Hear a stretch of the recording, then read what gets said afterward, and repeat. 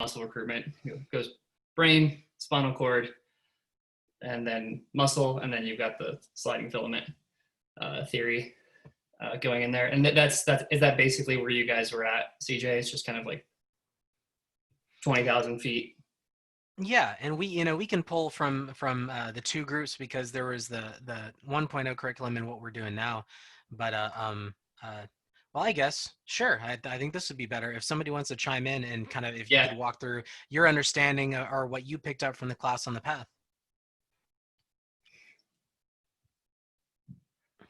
Whoever's more extroverted, I guess. Right. So one of the things that I'm not sure the difference between 1.0 and 1.5, but one of the things we were introduced to was the twisting filament theory. Mm-hmm. So that moved us beyond the inadequacies of the sliding filament when we're talking about centric and preload. Mm-hmm. Excellent. I will be touching on that exactly 0. So yes, but if you guys have already gotten into like the physical storage of elastic tension and stuff like that, that's great. So just for your perspective, Jayson, like, so most of where we touch on is like post NMJ, like post neuromuscular junction. So from that point, like you said, it's basically upper motor neuron, lower motor neuron in the spine, out through to the neuromuscular junction, like along the motor unit. And we talk about like the motor unit properties, and then contraction. And then most of the time they're, the sarcomere, like looking at those pieces. That's great. Yeah, so this will be somewhat review, and then the emphasis that I hope to bring that I think you guys will find interesting, or hope you find interesting, is in the neurological side. And what I want to work through is explaining the stretch reflex. So that'll be the end will actually be reflexes, and then we'll use the stretch reflex as an example for that. And the way I've prepared for this is I've got slides and I'm going to talk. But at any point, I would prefer, like my preference is to have it be conversational. So if anybody has any questions at any time, just please chime in. And I think we should have plenty of time to get through everything that I have here within an hour, including like some talking back and forth. And I'm just looking at the people who are here right now. Is everybody in the academy or has gone through the academy, etc.? I see Brooke. Hey, Brooke. And Andrew. Hey. And then see people with their video. Brian and Mike. Are you guys currently in the academy? Like this is your first time through and whatnot, or are you auditing or something like that? So yeah, cool. Yeah, I was in one of the first groups quite a while ago. So. Awesome. And are you taking it again, or are you just jumping for this conversation? I don't know. I didn't want to put the kids to bed tonight, and I saw this call, and I actually need to learn a lot more about this. So here I am. Cool. What's your thinking for wanting to learn more about it? Specifically, I think I take the approach like most strength coaches. Like I've learned the end result of coaching and teaching the lifts first, and then I'll learn the physiology second. And then I do have an exercise science degree, 24 some odd years ago, but awesome. But then also now going back and learning the physiology through the lens of watching it on the platform. So I'm able to understand how to apply it in a cue with a lifter, know what's going on, et cetera. So cool. All right. Well, let's party. Please interrupt as much as you guys want. I'm going to share my screen and start chatting. Okay, can everybody see the PowerPoint? Yep. Okay. So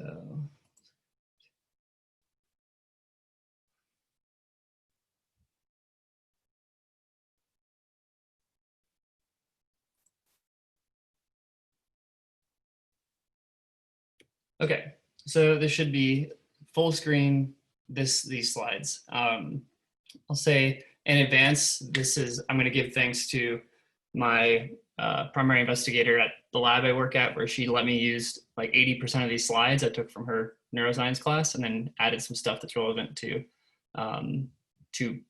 well, the focus I want to have today, specifically reflexes, stretch reflex, and some extra figures. But most of these are from my PI here at University of Colorado Boulder. So big thanks to her before we get started.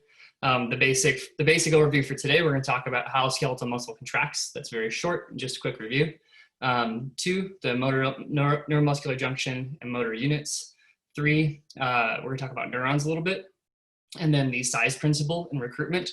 And then finally, we'll close with how reflexes work and talk about specifically the stretch reflex is the one that's most relevant to us in barbell lifts. But the other ones, I threw in more than one reflex because it really helps.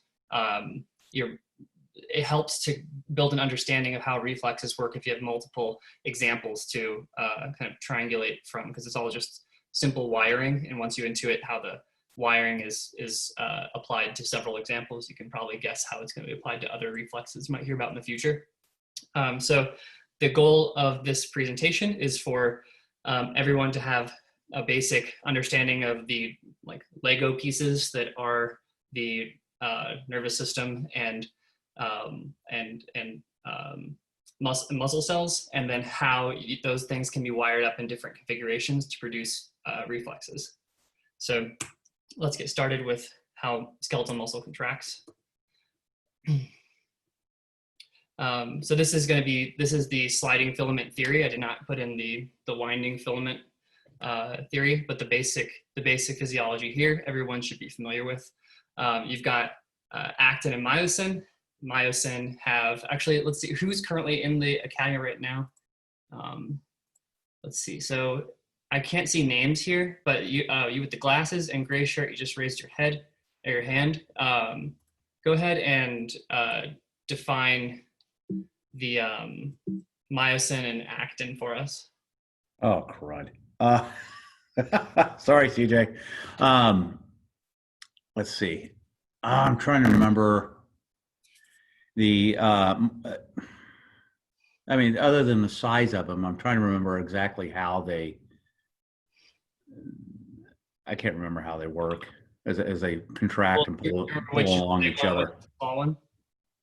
Say that again? Do you remember which one's big and which one's small? Oh, the myosin's big, the actin's small, correct? That's exact. That's right. Okay. Yep. But after that, I'm forgetting to, how it crawls along exactly. Well, I mean, the myosin, based on this, is going to pull the actin through. The thing I'm trying to think of is how there's a calcium ions released. Yeah, that's correct. That's the correct ion. So yeah, let's. You got the right pieces. Everything's right so far. But the basic. Can you see my my mouse as well? Yes.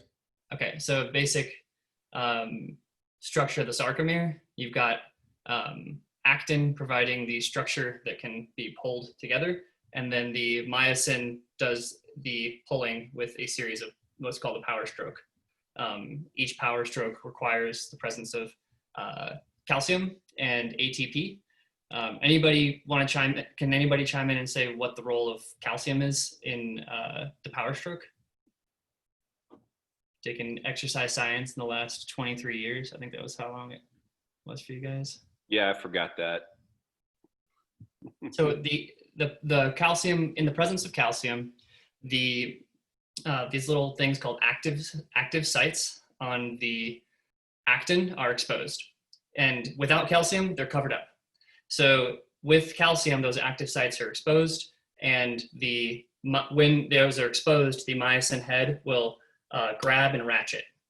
Then after that has occurred, there needs to be ATP for it to reset its position and then grab and ratchet the next time. And that's why you have rigor mortis. So in a dead animal, all the calcium gradients have all gone into equilibrium. Basically, they've all just kind of melted into presence in the cell, and the active sites are exposed. The myosin has grabbed and ratchet, and there's no more ATP because it's dead. So the release step never occurs. So you have like a really, like when a squirrel is dead, like it's really stiff. So that's the reason why it can't maintain calcium gradients within itself. So it's just calcium's kind of leaked out and dumped everywhere, and there's no more ATP. So it's stuck with the myosin head bound to the active side on the actin. At the end, so let's go back and say, so what causes calcium to be released? Just getting back to the neuromuscular junction. Anybody? And I wish I could see more people who are here, but Nolan, Eddie, if you guys are around, that'd be great. I can't see anybody's video, but is that that's the acetylcholine? Yeah. So, well, thank you, CJ. Yeah. So you have, in the presence of the motor neuron sending a signal down to its N terminal, it will release a neurotransmitter called acetylcholine, which opens ion channels, and then once it's reached a certain amount of depolarization, calcium is allowed in. And the I think actually I might skip this. See if I go into this part yet. I'll skip the video. I think you guys if you've already done the winding filament theory, then you know the sliding filament theory. The thing that you might not know is this. Have you guys talked about the sarcoplasmic reticulum at all? We didn't go into that. It's basically, it doesn't matter. It's a big, long word that is relevant to cell biology, but all you need to know is that the cell has a shitload of calcium inside of it, and it's inside of a storage container. And in the presence of that depolarization, it dumps the calcium out so that it's just flooded with calcium. And then when the neuron stops firing, the calcium gets put back into that container. And you need ATP to do that as well, because it's working against its gradient. And so it requires energy to pack the calcium back into the container. And when the calcium is sequestered again, the active sites on the actin are covered up again by other proteins. Any questions so far? I'm going to skip the video. Actually, for me, so when you say it's sequestered into a container, that is the sarcoplasmic reticulum? Yeah, that's exactly. Okay, so basic physiology of skeletal muscle. Each muscle has, each muscle belly has many muscle cells, and the cells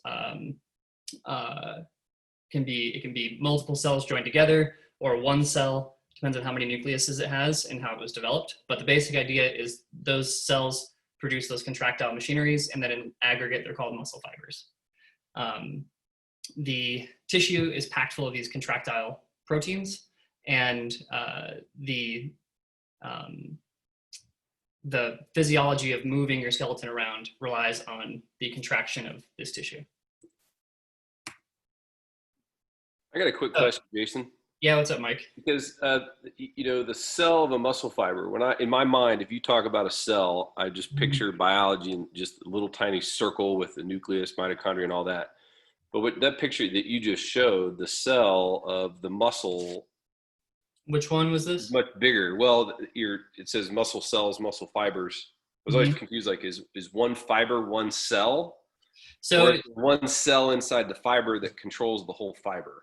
So that's a really good question. So I'm gonna first before so if you think about I know what you're talking about when you think of a cell. It's basically one of those things that you see. It's a circle with some other circles inside of it, and that's a cell. Yeah. Biology 001. Yeah. Exactly. So, but if you think about what cells are more abstractly, is like they're a membrane with the ability to create protein and generate and have their own machines that interact with the environment. So if you take a bunch of cells and develop them in a certain way, they can turn into one thing or something very different. And you can have something like a neuron in your spinal cord that has its little cell body, its little circle, but then projects part of its body,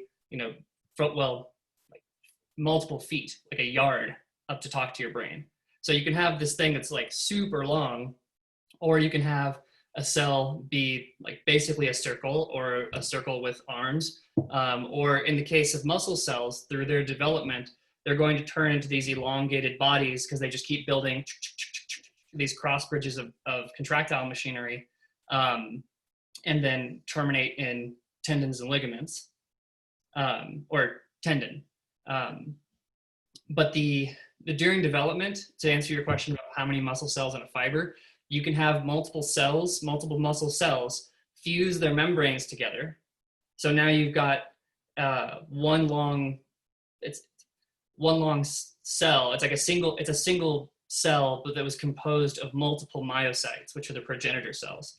And you have now you've got this longer thing that has multiple nuclei in it, and therefore can produce more protein locally throughout this longer distance, because that's what nuclei stores the DNA. And that the muscle fiber is oftentimes many muscle cells, or rather many myocytes that fuse together during development. Does that help at all? Yeah, it does. I'm sure. Yes, it does. Essentially, my vision of and definition of what a cell is now changed, in that it's a whole, forgive my language here, it's a whole bunch of tissue acting together as one. But the what I'm thinking of as the circle is essentially the brain of that, tissue, however it's shaped, whether it's your spinal cord or muscle, and all of the myocytes and filaments together. So it makes sense. That makes a lot more sense. That clears it up, because I was always curious about that. Excellent. And you can just thinking about this, the cell is like, if you were going to design a machine, you'd have a bunch of little like parts of that machine.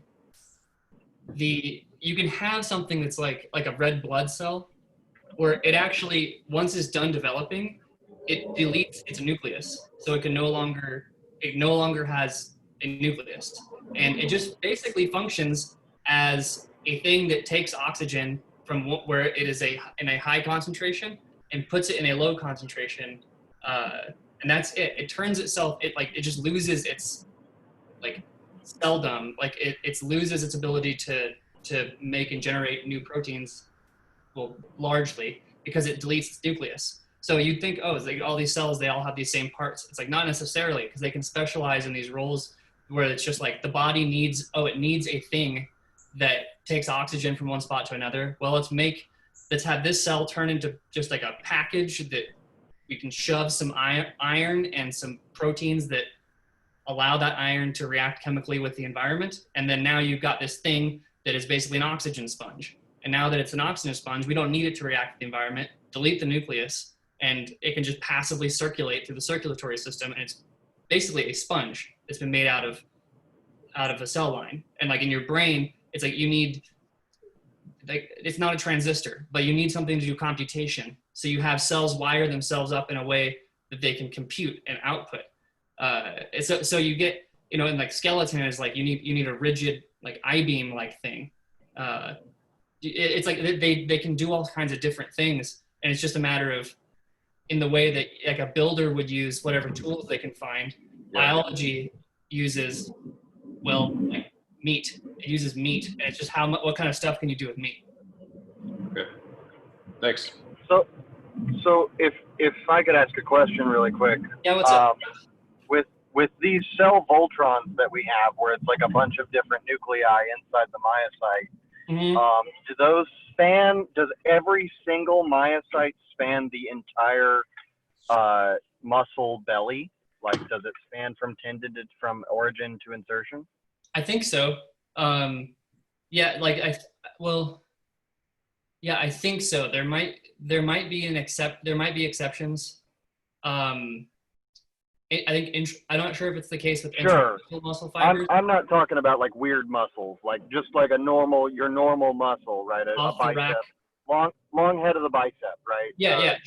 That'll be one single cell going from tendon to or insertion.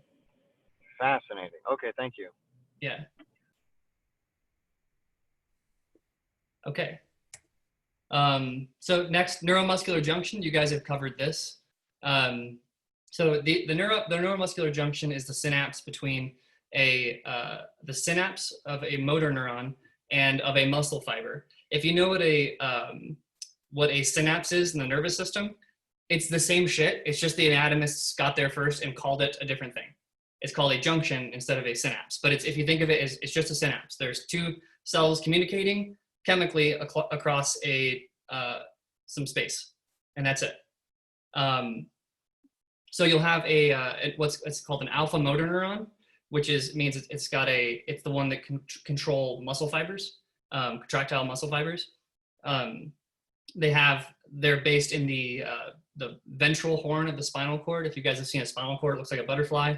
So the ventral side, this side, has the cell body of the neuron, and then it projects out through this nerve root and innervates a muscle. And by innervates means synapses with, forms a junction with, and uses the neurotransmitter of acetylcholine, which is released across the presynaptic terminal.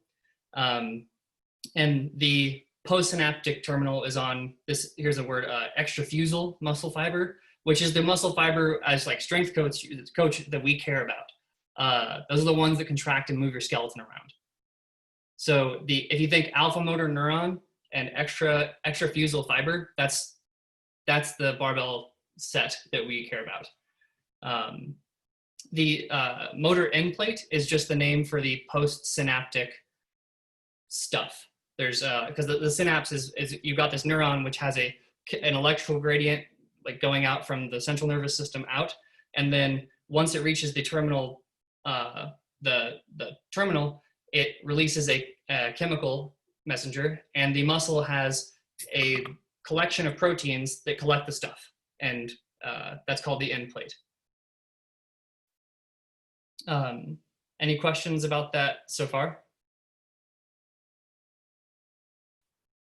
Cool. So probably this should be like pretty much review. Maybe there's like a little bit more jargon the way I'm going about it, but like the landscape is the same as what you guys went over in the academy before.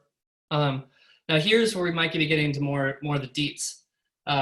Who knows what an action potential is? This is my wheelhouse. This is my favorite shit. Anybody want to volunteer a definition of an action potential?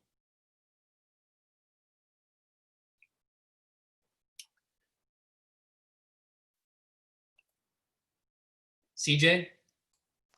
Everyone's like, scared to get in your wheelhouse. So, an action potential, a change in voltage between two causes an electrical signal across the synapse? Almost. You got the first part right. So it's not across the synapse. You've got an action potential is where you have a membrane that is lined with voltage sensitive ion channels, meaning when a certain voltage happens, it opens up. And when say there's a bunch of receptors between my hands and they're all sensitive to voltage. So I've got voltage over here on this hand, it flips a receptor open, and then ions come in, which depolarize the next receptor, which makes ions come in, which depolarizes the next receptor, which makes ions come in. And that movement of a propagating signal along that membrane is called an action potential. And it's different than just a mere depolarization because it's where the body has set up a trigger, basically, like if you think of like a line of gunpowder, where you light one end and it goes across the distance of wherever the gunpowder is. An action potential is where there's an electrical current conducted along the membrane by design, as an engineered feature of the cell. So what happens when you've got the neurons talking with a bunch of acetylcholine onto a muscle cell is as that acetylcholine is hitting the muscle cell, it will build up charge inside the muscle cell. And when it hits a certain potential, the entire muscle cell's membrane is lined with these voltage-gated channels, and it triggers a cascade across the entire thing where the entire cell will depolarize, calcium will come in, and it'll contract. So it's not just local to where it's getting the neurotransmitter. The neurotransmitter is an area where the signal is summed up, and then once it reaches a certain level, the entire muscle cell is depolarized rapidly and contracts. So it's a pretty cool idea. It's the all or nothing principle in neurons and in muscles, because muscles also have these voltage dependent channels lining them that allow for action potentials, just like on a neuron. So a single site can initiate the entire contraction, not correct? Okay. Yeah, correct. On a neuron, it's called the hillock, which is, so I'll use my tattoo as the reference. So you've got the cell here, right? And it's talking to a bunch of different cells with its arms, with its dendrites. And then that length of it that projects to another area of the brain or the whatever it is talking to. Well, let's say it's a muscle, actually. Let's say that this is in the spinal cord and there's a muscle down here, and the brain is telling the spinal cord to get ready to contract. It'll depolarize, it's summing up all this information, and then once that depolarization reaches right here, proximal to the projection, this area itself is lined with voltage-gated channels, and once that flips, then the entire series of voltage-gated channels downstream of it flips too. And then it's the same thing with muscle cells. Once they get the signal, like the electrical charge built up to depolarize, that signal propagates itself along the entire membrane of the muscle cell. So if we take the visual of of your tattoo, if the cell there was an alpha motor neuron, we'd be looking at a motor unit then. Bingo. So like you have one axon, and then I saw a bunch of branches out there at the end. Mm-hmm. Yeah, so this one could have a lot of collaterals onto different cells, and because this thing is firing, I don't know the exact time scale, but it's millisecond. It's fast. So this can be firing like, it'll be hanging out like just at normal tone, like just background tone. Let's say it's firing like bzz, bzz, bzz, bzz, bzz, and then it gets a signal from the brain and it goes like that, and then it'll be recruiting all of the muscles downstream of it, all the muscle cells downstream. Okay, next thing. Sweet. Yeah, I agree. So this is a picture of a motor end plate. I don't know what they stained it with, but this right here is a neuron, or like the nerve cell, and then these black proteins there are, well, actually I left these blank so we can decide what to fill these in with. So this is a fill in the blank exercise. So here's a blank, and the arrow is pointing to these long membranes here. I already said what they were, but somebody want to guess what those are?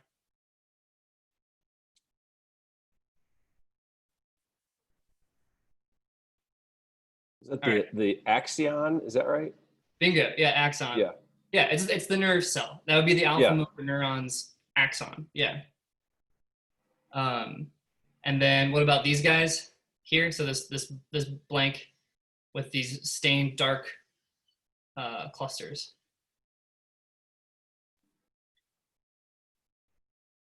It's got to be the synapse, right?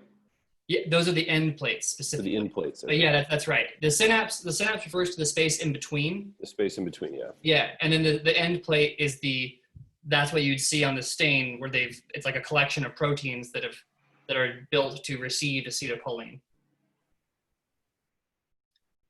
What about these the pink stuff here? You guys should be, this is everyone's wheelhouse here.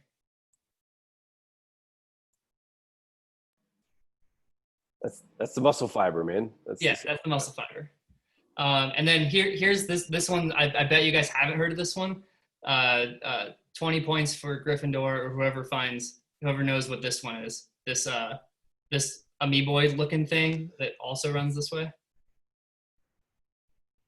If nobody knows, I'll give it a shot. But I want to give it a shot, CJ. Is that a Golgi tendon organ Very, very close. or a muscle spindle? Yeah, Okay. very good. Excellent. Wow. Yeah, there's a muscle spindle.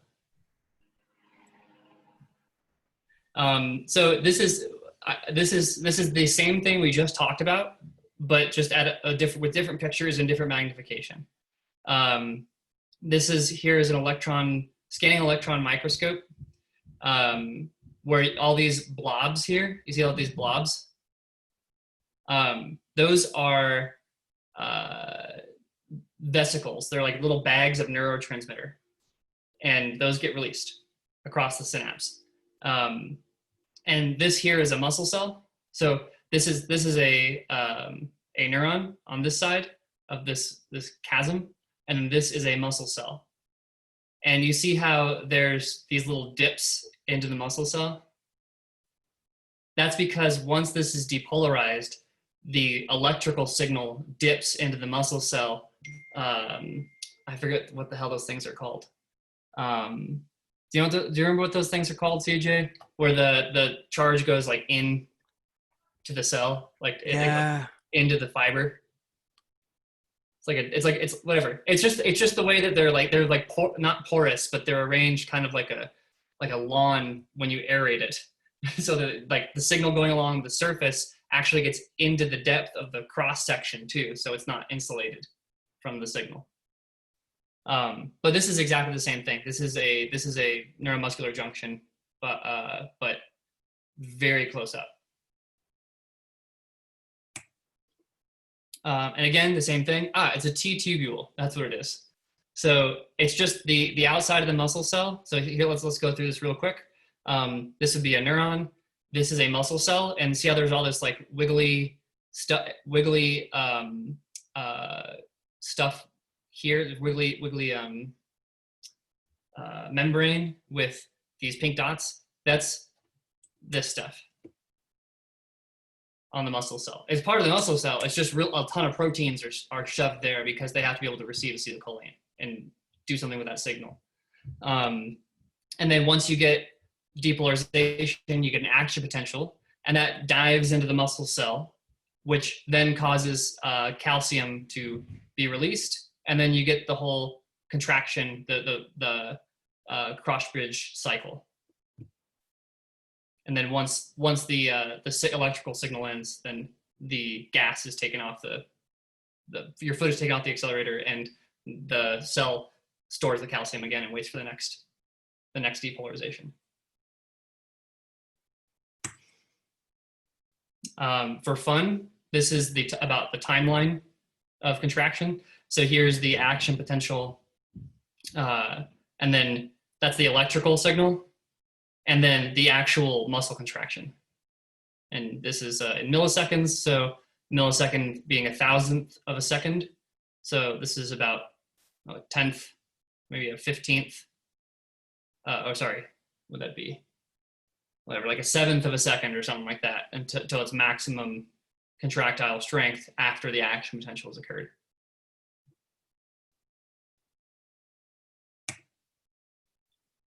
Okay, so now that we've gone through what happens when the neuron talks to the muscle, we're going to talk about the motor unit briefly.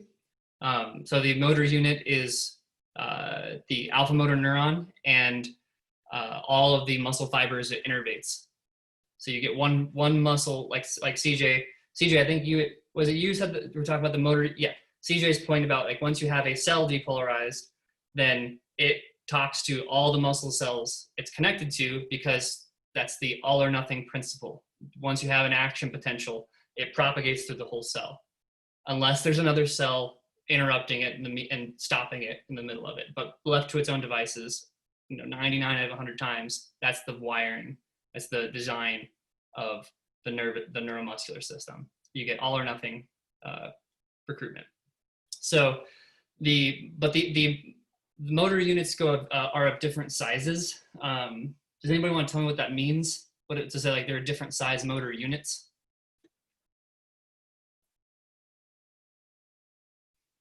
And you don't have to be right. Just wing it. What's the question? Why is there different size motor units? What does it Or mean to say there's a different size motor unit? okay, Well, I would just go ahead, Mike. I would just think that the volume of actin and myosin inside the fiber is going to be different. That's the why one's bigger than another. Is that Not am I quite. the right question? No, it's not quite what I was thinking. Okay. And I'm sorry, your name. Mike.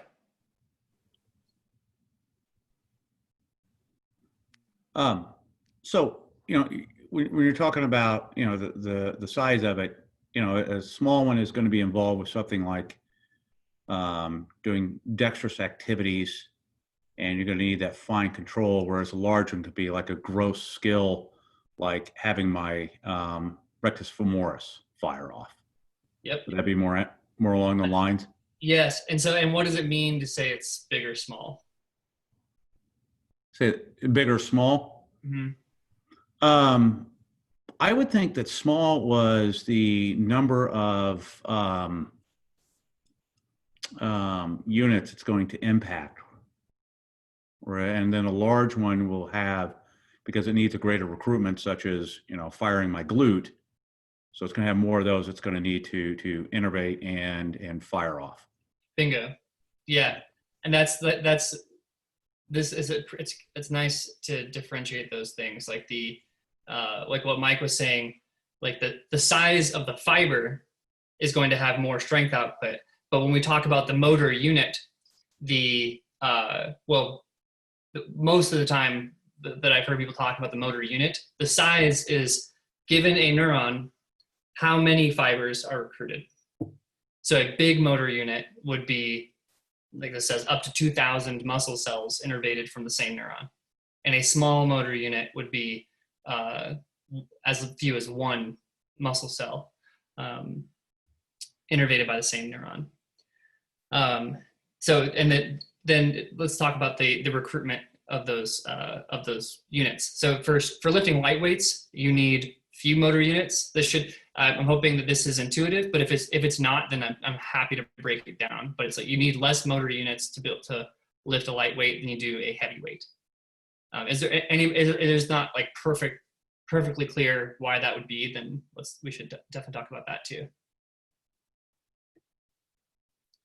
Okay, and then this is a little bit trickier, but why would you have smaller motor units for something that requires finesse and dexterity, like playing the piano? I have the examples of playing the piano or deadlifting.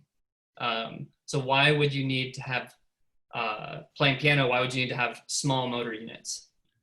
You're going to need more finesse control of that particular unit. So as it goes through, it's going to require that these fibers act in a more precise manner. Mm-hmm. As opposed to, if I'm deadlifting, squatting, something like that, it's just, holy shit, everything go, and I need big stuff moving. Exactly. And like, if you're going to hold your back flat, if one cell could just be telling, a bunch of muscle fibers just fucking hold, and that's going to do the job. But if you're going to play the piano and you need to have like a slight rotation of the one joint and lightly press with this one while you press with this one, the wiring is going to have to be pretty complicated to make that kind of thing happen.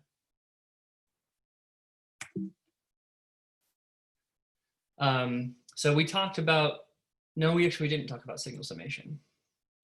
So we're going to talk about signal summation and the size principle. Have you guys heard the size principle, like in recruitment? Maybe you'll heard about it if I say it this way. Small motor units get recruited first. Big motor units get recruited last. You guys heard that one? Yes. Okay, that's so tomato, that's the size principle. But first we're going to talk about summation, because you have to know about summation before we can explain how the size principle works. So I already showed the diagram on my arm of this. This is the same thing. You got the cell body and an axon, and then the axon terminals. and that's where there are the synapses, where it synapses with the muscle. The axon hillock here is, I mentioned this one before. This is what gives us an action potential. Once it hits a certain voltage, that the flip is switched, the gun is fired, it shoots the signal down the length of the neuron, and all the downstream terminals receive that signal. Now here we're adding a second cell. So this diagram has two neurons, but it's the same thing for a muscle cell. It's just just imagine instead of neuron B, it's a muscle cell, but it's the same thing. Yeah, what's up? So real quick, I want to make sure I understand this. So the dendrites they're the ones that lead or become the axon hillock? No, so actually that's a really good question. So the hillock right here, it's its own unique structure, and it's lined with calcium channels, voltage gated calcium channels. So it acts as a initiator for the action potential. If I'll use the analogy of a gun. Let's see how far this gets. It's the trigger for the gun. Yeah. The dendrites are receiving cell signal from other cells. And let's say this neuron's talking to 4 other neurons, and it's got a neuron here talking to it, one here, and one here. And when one of those neurons is talking to it, it's increasing the charge of it. Or let's say that it's got one neuron increasing the charge when it talks to it, and another one decreasing the charge. So the neuron acts to sum up those inputs. And if those inputs reach a threshold, the hillock is the trigger that says, okay, yes, the threshold has been reached. I have done my job of summing the input to me, and now I'm going to fire. Does that make sense? Yeah, as I look at your diagram, so these are the, part of the axon branches and the buttons that are sending that signal to it to activate or deactivate. Correct. Okay. Yep, that's exactly right. So it'll have, one neuron might be getting input from a dozen or 100 other neurons through their synapses, through their neurotransmitters. Some of them might be saying, hey, fire, fire, fire, whereas other ones might be saying, no, don't fire, don't fire, don't fire. And then it's basically summing up the signals and deciding what to do. So question about that in terms of inhibition, because this is something we talk about, reciprocal inhibition. There's a few other things, like how, if this is all based on an action potential, this is just, a electrical signal starts a cascade of ion transfer. Mm-hmm. How do you signal to stop? Like what kind of signal could inhibit that? If it sounds to me like it would all just be more depolarization, there's just more, Well, once you have an action potential, it's going to go. Oh God, because that's at the axon hillock, that's already passed. Yep. Okay. You pull the trigger. Mm-hmm. Gun fires. Does that help at all? Yeah. So the chemical signals that are either, encouraging or inhibiting, those aren't electrical, or those can compete. Yeah. So let me see if I have another diagram here. And yes, they can. Give me just a second. Let me see if I have. I included these in case we wanted to, in case somebody's asking about it. Let me see. Hang on.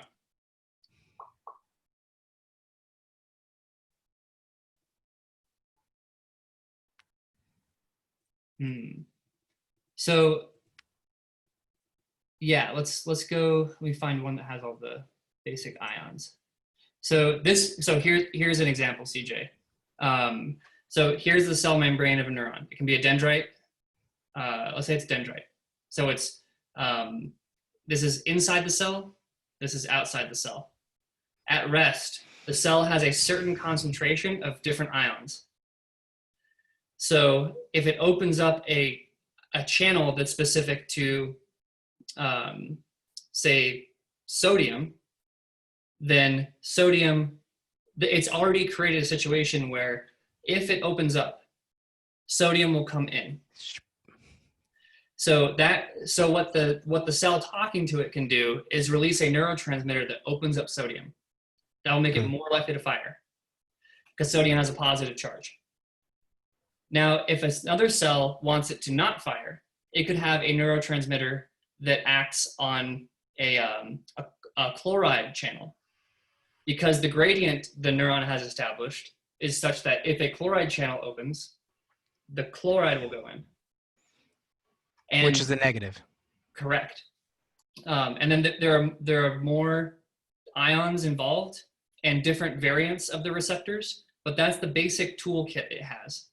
It's got a protein that's specific to an ion, and it establishes a resting gradient, or like where there'll be a driving force either in or out of given ions. And it's got the capacity to do both. It's going to have the ability to bring positive or negative in with certain channels, certain protein channels, and it's going to have the ability to push positive and negative out.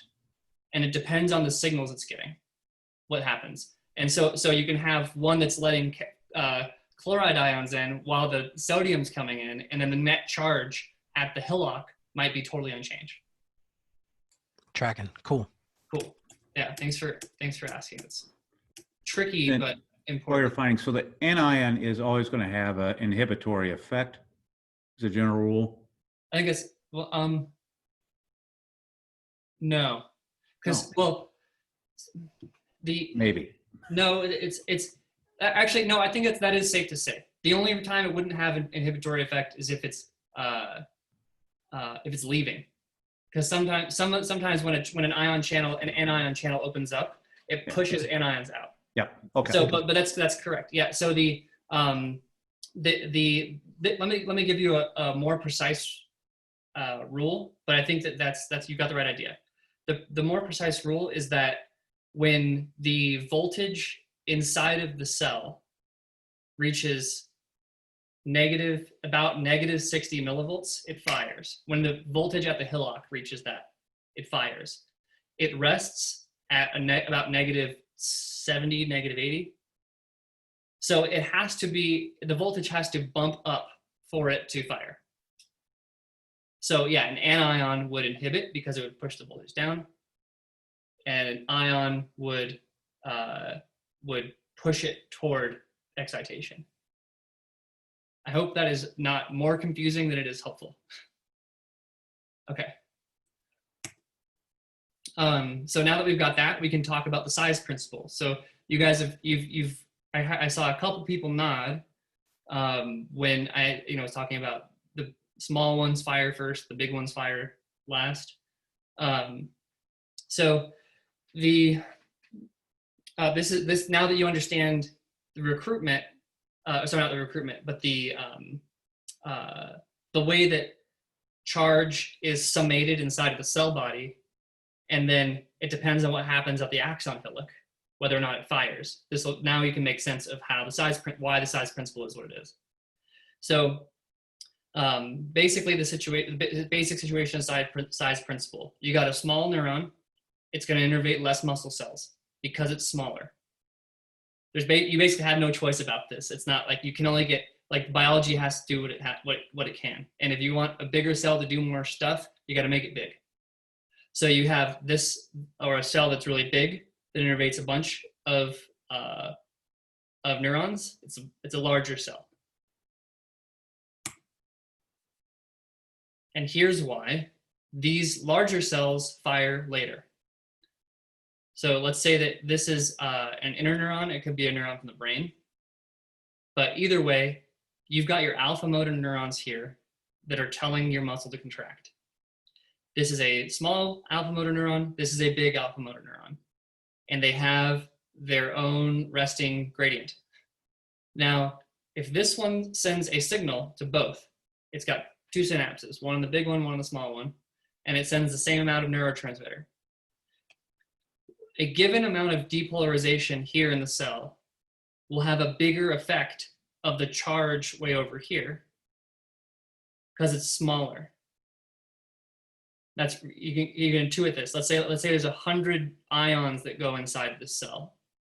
How many ions per micrometer are inside the cell body? Versus over here, the same ions, how many ions per micrometer diffusing throughout the cell body? Like, how many of those will make it to the axon hillock? It's just probabilistic drift through the cell.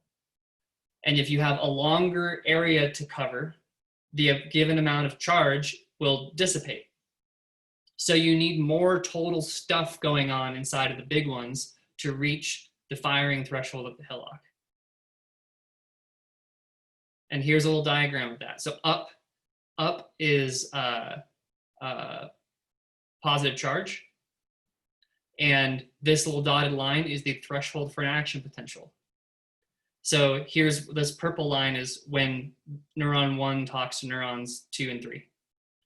So that purple line, it has what's called an excitatory postsynaptic potential. It excites it.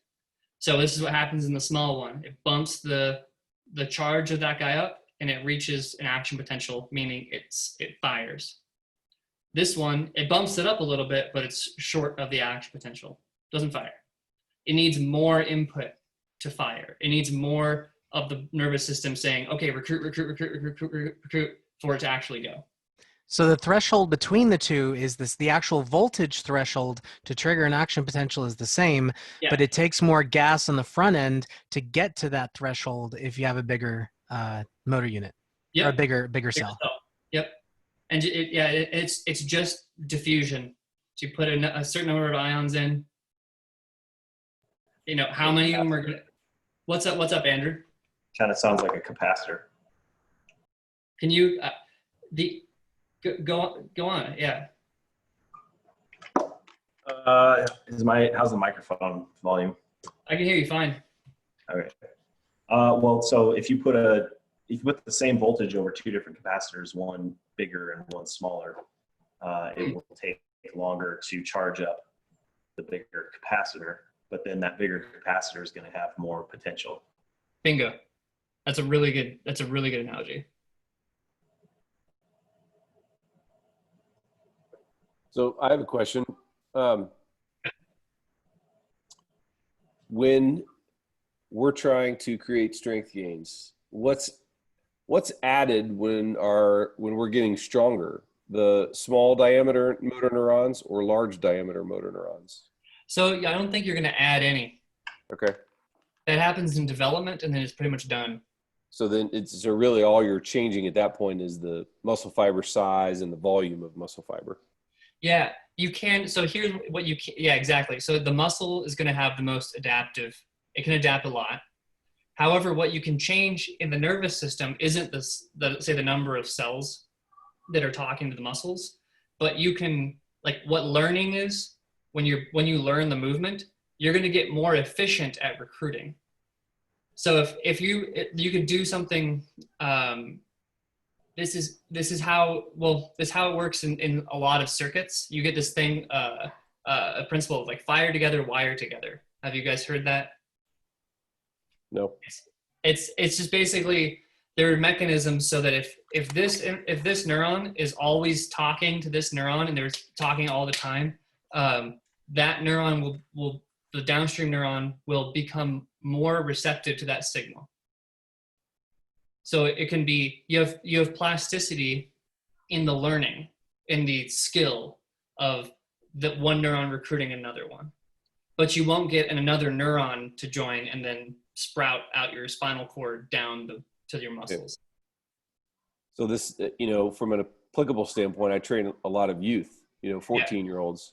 So essentially I'm, at that point, the skill of lifting weights, helping them develop efficient neural patterns before they're even able to really put on a bunch of muscle and add strength, which is a good thing. Absolutely. Okay. Yeah. Among all the other good things that have an Yeah. exercise habit in your teens is going to do for those kids.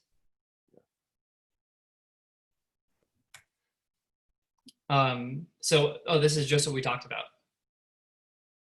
I'm not even going to say anything. Just here's another picture of the same thing.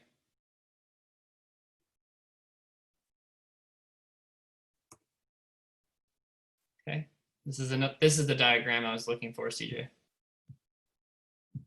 Okay, tracking. Graded summation.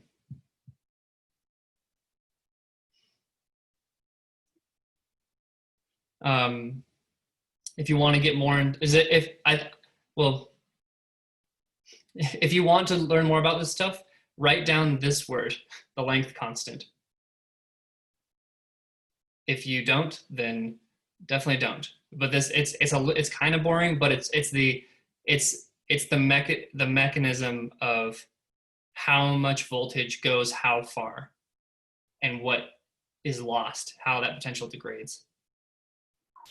So is this picture I'm looking at, Jayson, the target neuron is, or the excitatory neuron is actually on the muscle itself? So no, this is the spinal cord, let's say. Let's Okay. just, for example, let's say this is an alpha motor neuron, and Yes. these are neurons around it that are trying to get it to fire or not, because you want to do a deadlift. Okay. And the inhibitory neurons are going to stop it, and then at the target neuron is where there's a concentration, and if it gets above a certain level, the trigger fires, and it's okay. Bingo, you got it. And then this, what you see coming off the target neuron, where the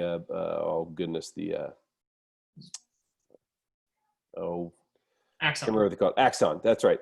That's what's going to the muscle itself. So Yep, the you got it. inhibitory and excitatory neuron, that's all inside the spinal cord. And the target neuron. Okay, that makes sense. Yep, you got it. And so is this just an example of like somebody who's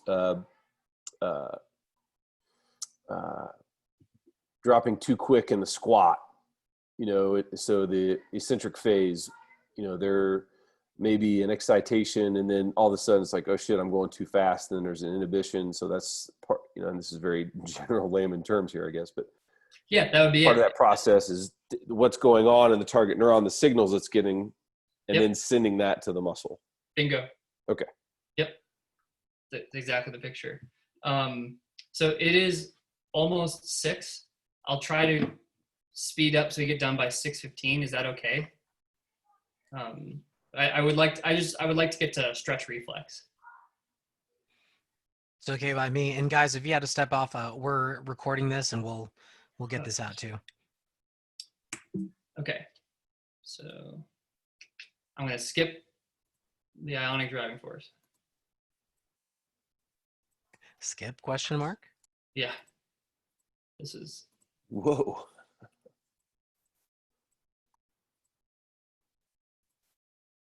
okay. So we have a couple of building blocks before we can make a reflex. We'll go reasonably quick. So if you're doing strength coaching, you mostly care about these things called extrafusal muscles. That's this guy. This is what we all think about when we think of muscles. It's got an alpha motor neuron talking to it, and it's got all these these sarcomeres lined up and ready to contract. Over here on the right side is what's called an intrafusal muscle fiber. It's also a muscle fiber. It's from the same, a sister developmental cell lineage. But there's a difference. There are two differences. That this is innervated by what's called a gamma motor fiber, gamma motor neuron, and a sensory fiber that's wrapping around this middle portion of it.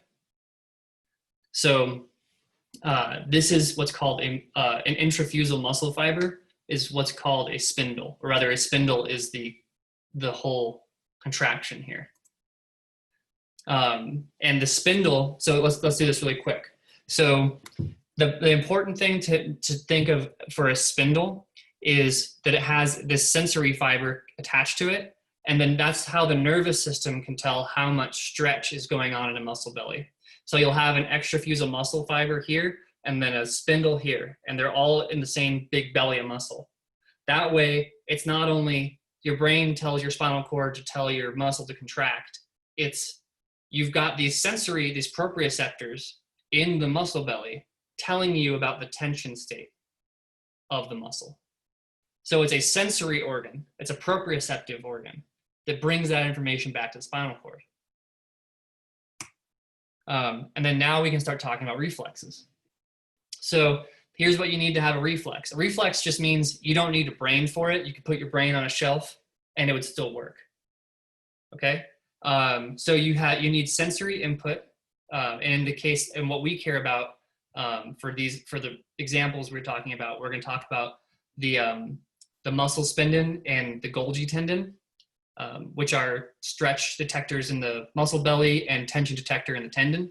But it's just basically, there's sensory input telling you about how stretched and tense things are.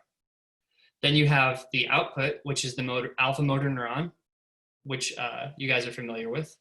And then you have the things that modulate the input and output.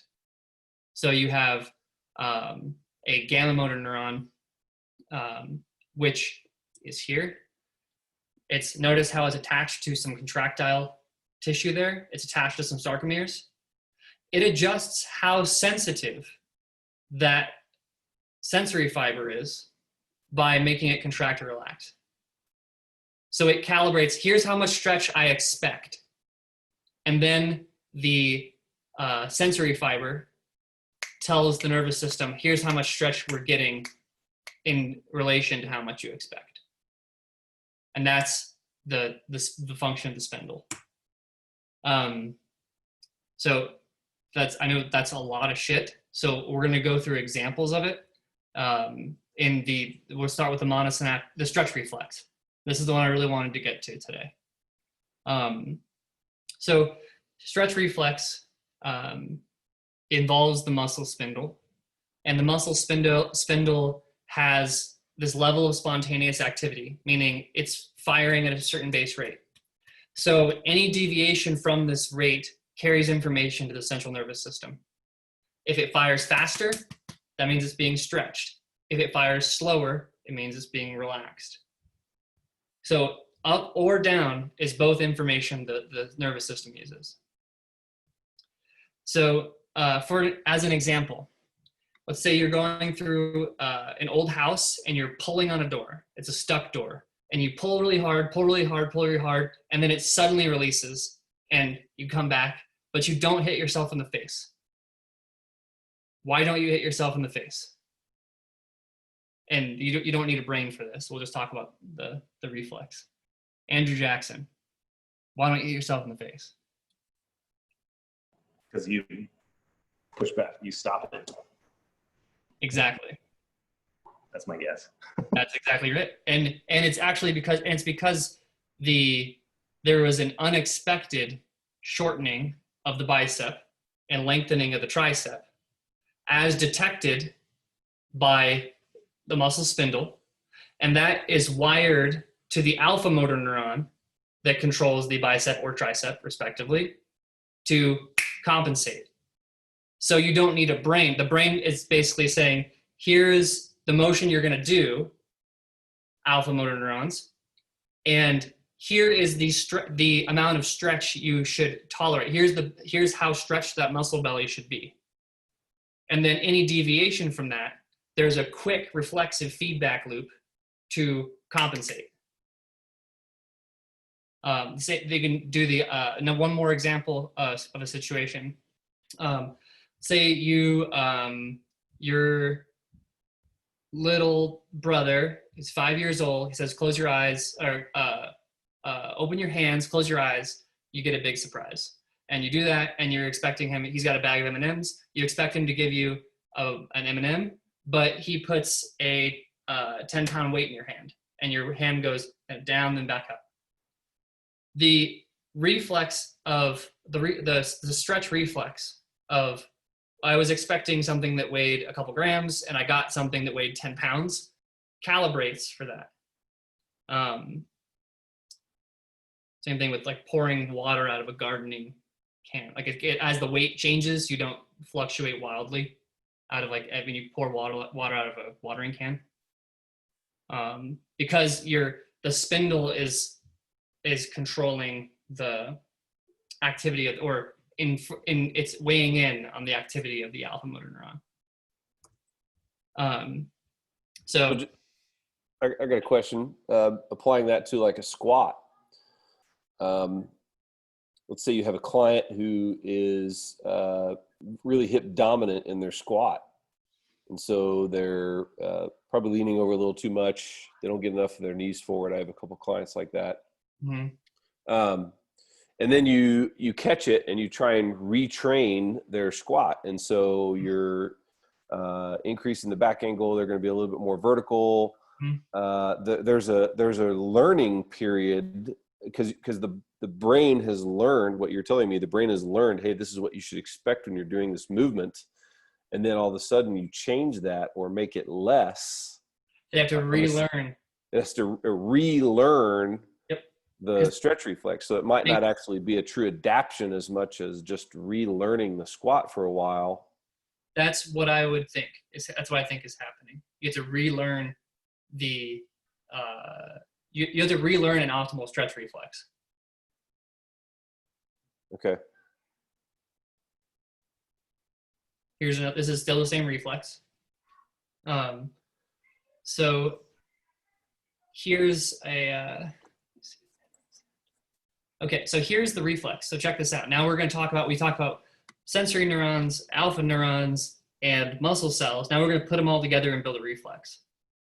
So you've got here's your bicep, and you've got a muscle fiber, an extrafusal muscle fiber, and an intrafusal muscle fiber.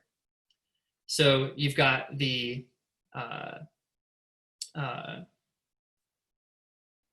sense organ and the contractile organ.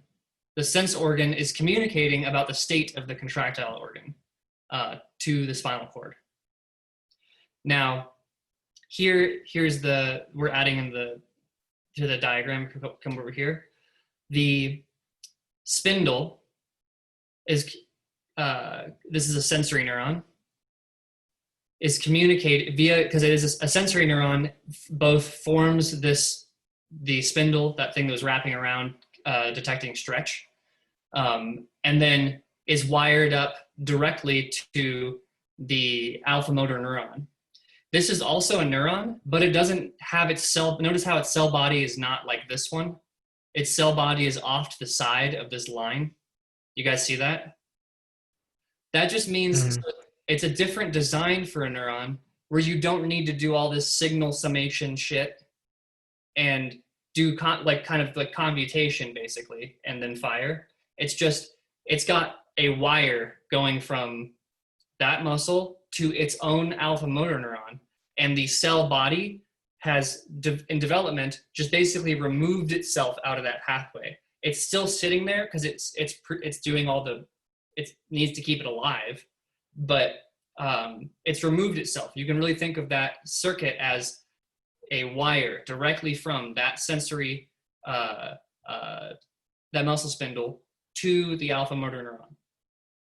So when that muscle spindle has something to say, that goes right to the alpha motor neuron. It doesn't need to be summated in the same way that the example before we used.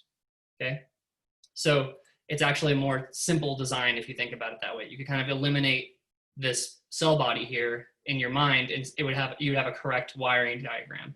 So here's what happens. So that you've got a muscle is stretched. The bicep is stretched. That will stretch the muscle spindle, which causes the sensory neuron that forms that spindle to depolarize, and will contract, will excite the alpha motor neuron, which will cause the muscle to shorten. So one more time, an unexpected stretch will cause the sensory neuron to cause the alpha motor neuron to make the muscle shorten.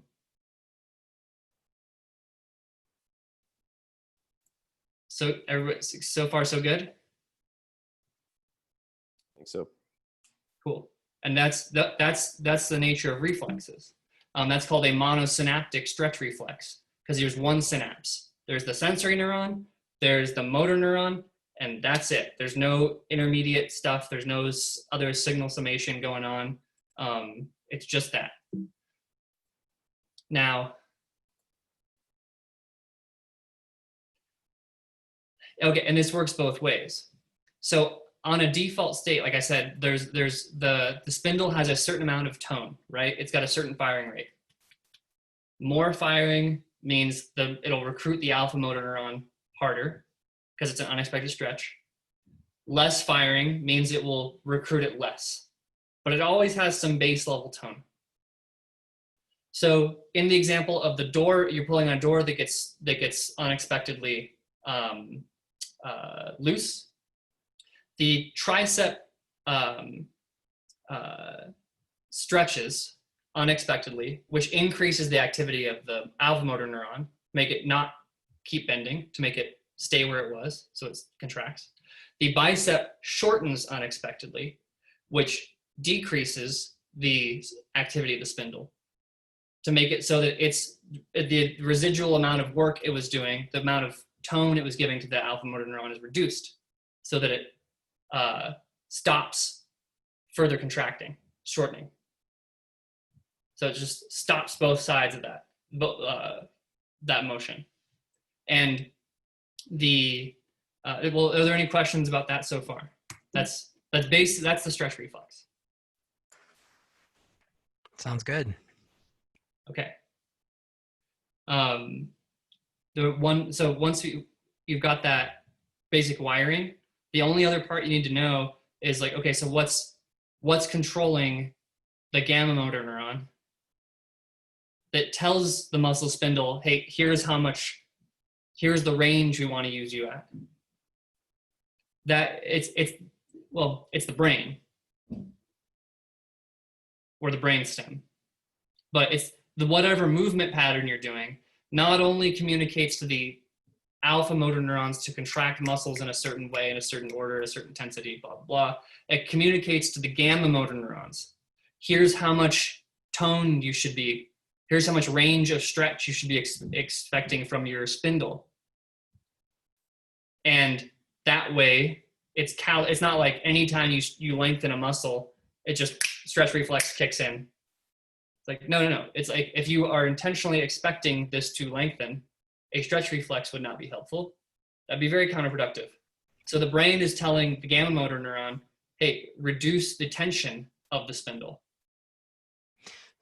So when we talk about like a stretch reflex and a squat, a rebound out of the squat, there have been among the core team, we've been looking at some odd findings. Like there's no when you look at the position and actually track velocity and acceleration as a result of position, we don't see a sudden boom, like a jump in force as you reach the bottom, but there's visually an apparent stretch reflex just from the change in position, and it feels like a bounce. You feel it, yeah.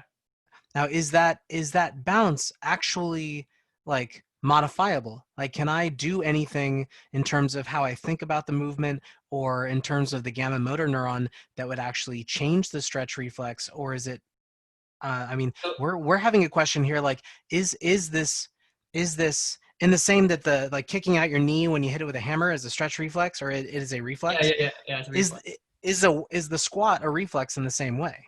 So that's a really good question. And I would be making just a guess, but I thought about this too. Yours is better than mine. My thinking is that in the same way that your brain learns how to execute the pattern of a squat, it gets efficient at recruiting the motor neurons to do the thing. My guess is that the gamma motor neurons are also gamed to optimize the contraction. So it's not just getting good at screaming at the alpha motor neurons. It's getting good at leveraging the gamma motor neurons' tone to also help for them to talk to the alpha motor neurons. So my guess is that it's this. I haven't looked at the literature on this, but my intuition is that they would both be involved. Learning would happen both through the brain talking to the alpha motor neurons and talking to the gamma motor neurons leverage them for additional recruitment. That would Is be it like, is it like less of a stretch reflex and more of a of efficiency and communication? well, it would be efficiency of communication, but via a stretch reflex. Okay. So it's like, you have two methods of communication. One of them is recruitment of the alpha. From the example of like the human that you're talking to and is learning the thing has two ways of communicating to their body to do the squat. And that, like, the brain would have two ways of doing that. It would tell the alpha motor neurons to fire the muscles in a certain pattern, and it would tell the gamma motor neurons to help the alpha motor neurons fire in a certain pattern. You see what I'm saying? So it's using the reflex loop as a means to an end for additional recruitment. Again, this is purely intuition and a guess. I have not looked at the literature on this, but this is the way I think about it. And insofar as it matters, it works for my own intuition about it. And like people, and you see, like, I think as you train people, they do get better at generating and using tension. Same with, like, if you're doing press reps out of the bottom of, like, from the top, and you bounce out of the bottom of press. Like, the reason that it works is because you're leveraging the stretch reflex for additional recruitment.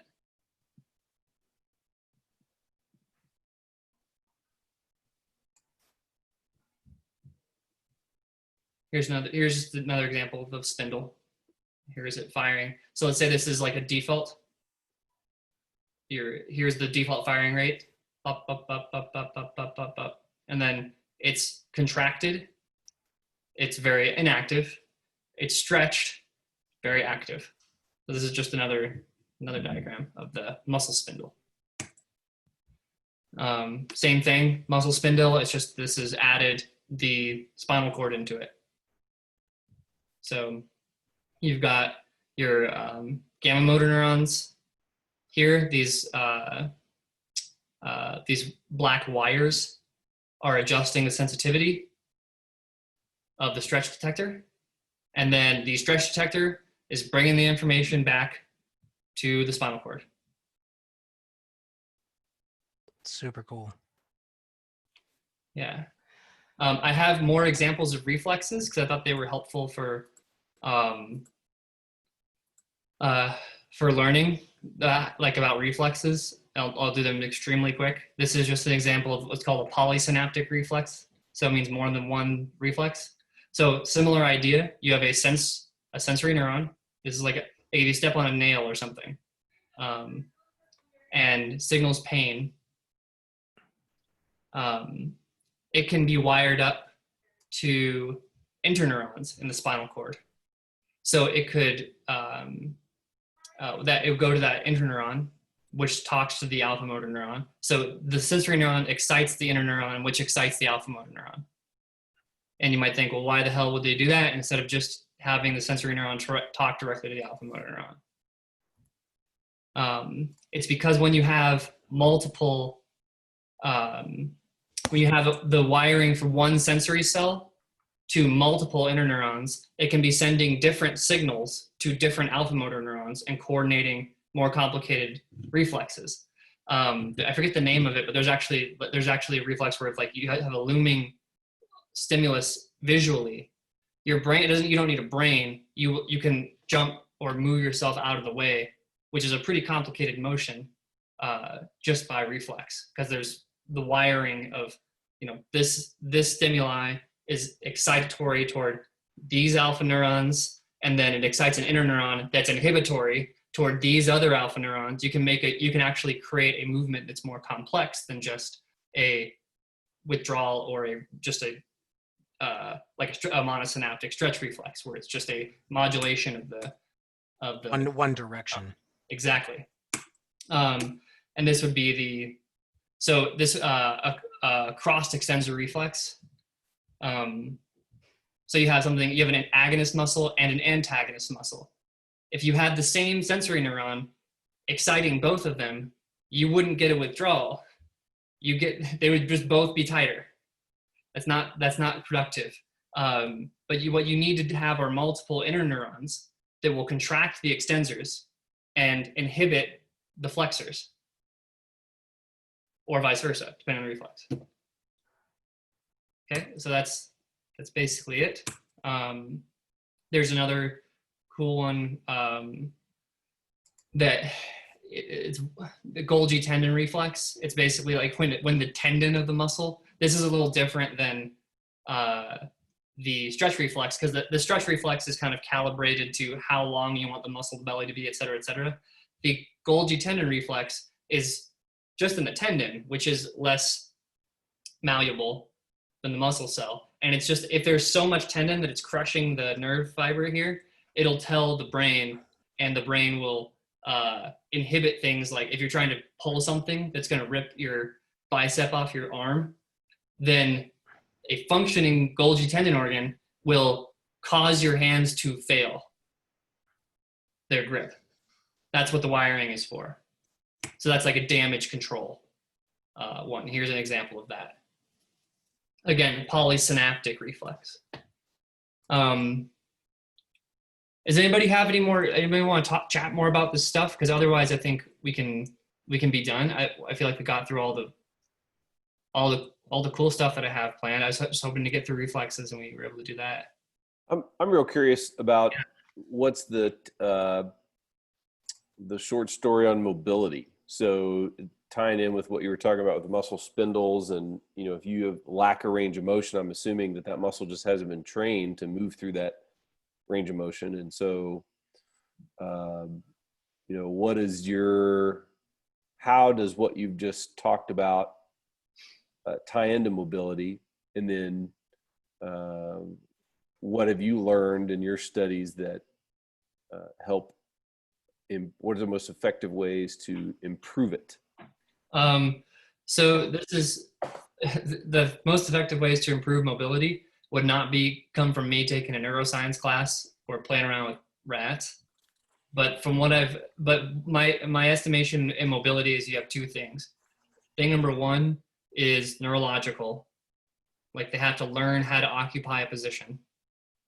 That'd be altering the tone in their muscles, probably the tone in the Golgi, the gamma motor neurons that are adjusting the stretch reflex. Just all the components that we've talked about, we've touched on, would have to behave, and you have to learn how to do that. The other thing is structural. So some people just have different shaped stuff, and they'll get to a position Sure. where a piece of tissue is pushing up against another piece of tissue, and that's just the end of the story. Correct. But yeah, so it's going to be some combination of those two. But for most people, like you can get them to be pretty mobile and have reasonable range of motion, assuming that they don't have degenerative changes in their tissue. If their bones are fucked up, or they got really horrible posture for 70 years straight, and they're shaped like a question mark, and it's actually like a change, now their bones have changed, then you're probably not going to have as much success getting them into a back bridge. Well, I think, a good example is the overhead press. Like, even with young athletes or old athletes, in order to get overhead, they overextend in the lumbar in order to put themselves in the right position, as opposed They don't to want to do that. Correct. And they may not be able to yet. And is it I think the debate I always have with myself, is it a strength issue or is it a quote unquote mobility issue, where they just haven't learned how to occupy that position? I like how that goes. And then what adaptation needs to occur in order for them to occupy that position? Is it strength, or is it, learning a new, from a neuromuscular standpoint, like learning a new position and practicing it? Yeah. No, I think it would be all of the above. Okay. I'm going to get into total bro science realm here, but my thinking about it is, if you get somebody to go to the end of range of motion that they have, or near it, and produce force, the end of range of motion tends to open. Yeah. If you get them to occupy something near their end range of motion and stay there, the end range of motion tends to open. and become less of a pain in the ass for them to occupy. So doing things that are at near end of range of motion with a sensibly chosen resistance tends to open it up pretty well. For like overhead press and stuff like that, I really like having people just passively hang on a bar. Yeah. I think that's great. You know, it gives their shoulders like something to kind of do, like in terms of producing force, like it has to kind of hold. And then it's in the same exact position you want in the press. It doesn't take too long for them to get good at it. I would be remiss if I didn't also, one of my roommates, like a trauma counselor, and she talks about like how I've heard about this stuff before, but apparently like if people have traumatic experiences, they can have real weird fucked up stuff come up when they're moving their body in certain ways. And I don't understand how that one works, but it's just something to watch out for. You know, if you are having people access new positions or move in new ways and they have emotional shit, that I don't know how that works, but it's just something that I would watch out for, or like be aware of and be patient with, because it's more than just teaching the spinal cord and muscle how to do stuff. It could be that there's something else that person needs to like be comfortable with, not only the position. Well, I think that's important too, is like just the mental piece of it. They may be self-conscious about something. Sure. Preventing them from going into a position, whether it's a body part they have or their arms or their chest, et cetera, that's preventing them, and understanding that there's a mental component to it, I think is important as a coach, because then you can craft your incremental improvement accordingly for them. Yeah, I mean, and you want to make sure people have fun with you. Yeah, super important. Like if they're feeling like uncomfortable and weird every time, you know, they're not gonna train. They're not coming back. Yeah. So you want to make sure people are having a good time. They feel comfortable. But yeah, I've noticed like for mobility training, it's like going through range of motion near the end range, doing things that challenge force. So instead of like moving your shoulder in a circle to increase the circumduction, take a 5 or 10 pound weight and push the shoulder girdle and move in a circle with slow and control. And it'll open it up way faster than just doing arm circles. Yeah, Correct. Doing half-assed. Correct. But yeah, spending time in an end range of motion seems to do the trick. I haven't read about the plasticity changes in the reflex circuitry, or I haven't read about that stuff. This is the basic wiring of the nervous system, but I have not seen a lot of I haven't even looked at like I don't know if anybody has looked at these, like what happens during movement and physical learning. Somebody must have. Yeah, maybe I did some of the reading some reading into it when I wrote the neuromuscular efficiency for the strength lifter article. But Jesus, it was like, that was back in 2014, and it was ambivalent at best. You know, That's just a lot of details that just weren't filled in at that point. Yeah, I think, you know, if I were director of the Nazi science arm, and I could do experiments on humans, you know, we could have some volunteers sacrifice their spinal cords, and we could do the experiment. But ethically, it's not becoming. It's not a very good look. Ginger agrees. Yes. So I'm just saying it's hard. Like you could, the way if you want to like see how these things are changing in people, like, I mean, what do they use? And this is, no, I'm just like chilling now at this point, but what do people like? I mean, they use like surface EEG is like what they use is. So they were looking into surface EMG. They were looking at you can actually, I can't even remember what it's called now, but it's intrafibril EMG. Like they essentially stick needles in you and measure the neural drive response. It wasn't great. Like a lot of it. So they do have ways. They did have ways of measuring afferent inhibition, and so. Both in vitro, and they were trying with people, but a lot of it was also in vitro. You know, just testing in a model, and You know, they would get a particular response, but then what that actually means for a lifter, they would try to, at some points they tried to map force output on a force plate after a course of training as a predictor of neural drive, or a way to measure neural drive, how quickly and how efficiently they ramped up to its maximal power production. But we all know the problems with that. Like, you know, you're dealing with, you know, cognition. You're dealing with the efforts to actually like maximally output force, and the results were so variable that it was rare that something reached significance. Makes sense. Yeah, I think that the way you're going to find effective ways to increase people's mobility is by learning from people who are good at increasing people's mobility. I don't think there'll be very many top down, like from the academy or from neuroscience, saying, oh, here's the one weird stretch for your shoulder flexion. It's going to be people in gyms, people doing gymnastics, yogis, whatever. They're going to have their tools that work. You're going to take some of those tools that you like and some of them you think are crazy or counterproductive, and get rid of those and make your own tool set. But I would talk with people who have solved problems like that and implement their stuff. The